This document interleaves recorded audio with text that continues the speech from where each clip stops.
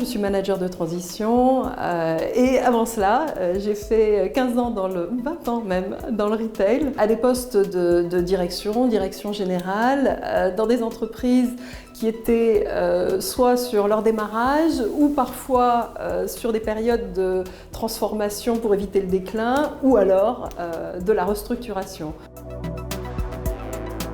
Je suis arrivée à une période de ma vie où je me suis posé la question du sens, le sens que je voulais donner à mon parcours, et je me suis dit qu'il était temps de travailler différemment. C'est-à-dire que plutôt que de penser carrière, j'avais plutôt envie de penser contribution.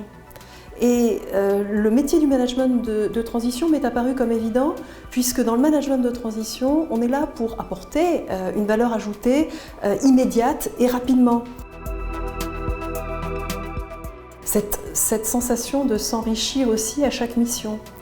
Chaque mission nous rend meilleurs dans ce qu'on fait. Pourquoi? Parce que comme je dirais un sportif, on travaille ses muscles, ben là c'est pareil, on apprend des choses dans une mission qui nous servira pour la suivante. La deuxième chose, c'est finalement, c'est très cyclique.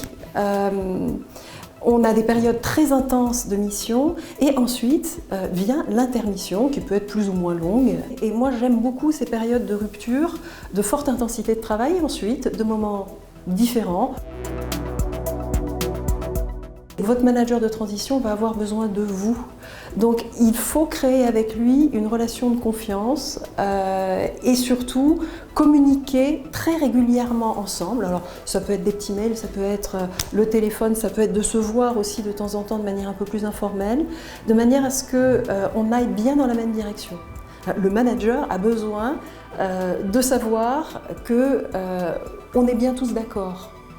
Donc l'alignement, créer la confiance et puis ces moments d'échange privilégiés avec lui ou avec elle.